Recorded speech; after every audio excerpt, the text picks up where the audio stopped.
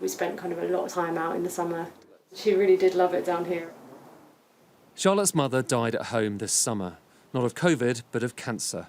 Hers was one of thousands of deaths which have taken place in our homes, a national phenomenon that might well be changing our relationship with mortality.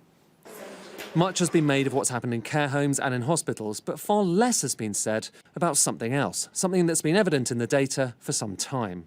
It's worth just looking at the number of deaths we've seen versus the average in various different settings. Back in the early weeks of the pandemic, I noticed a striking pattern. What concerns me now is the fact that actually we're seeing more deaths at home. The number of people dying at home was elevated and stayed high even after lockdown ended and deaths in other settings dropped down to normal levels.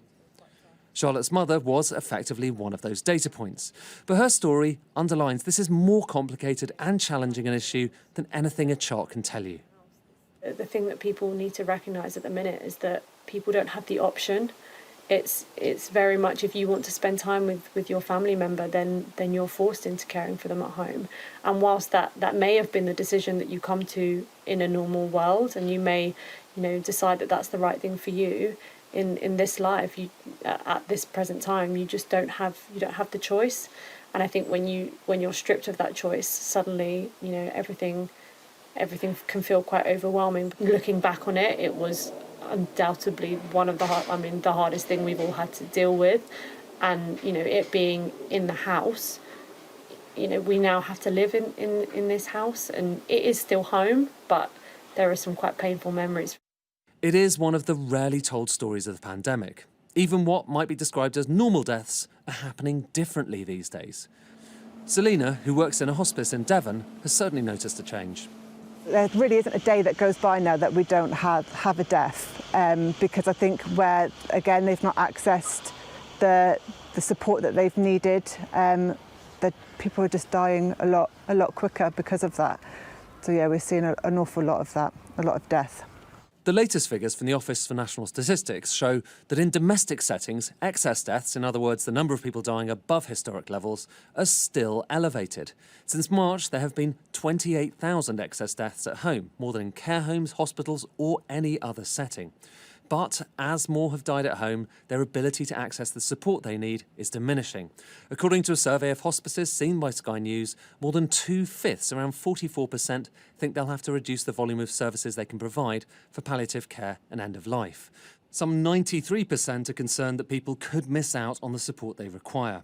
It underlines that this is a story not just about data. Office for National Statistics say that there's been 27,500 extra deaths at home since March, and only 2,500 of those are COVID deaths.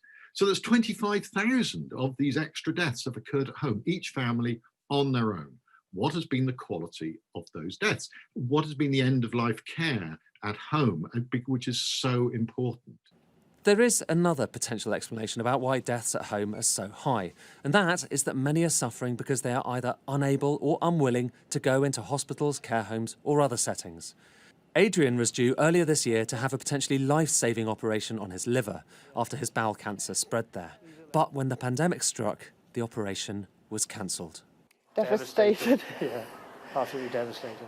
We worked so hard and kept going with the chemo to get to that point, only for COVID to hit, and then it all changed and the op got cancelled. Obviously, your operation is your best chance you've got when you're living with cancer. Adrian's cancer is now terminal, another indirect consequence of the pandemic. What we are starting to discover in streets and neighbourhoods and households around the country is that the nature of normal death is changing in the face of this pandemic. So deaths that aren't directly or indirectly caused by COVID-19 are still happening differently, and that's something that no single chart can show you.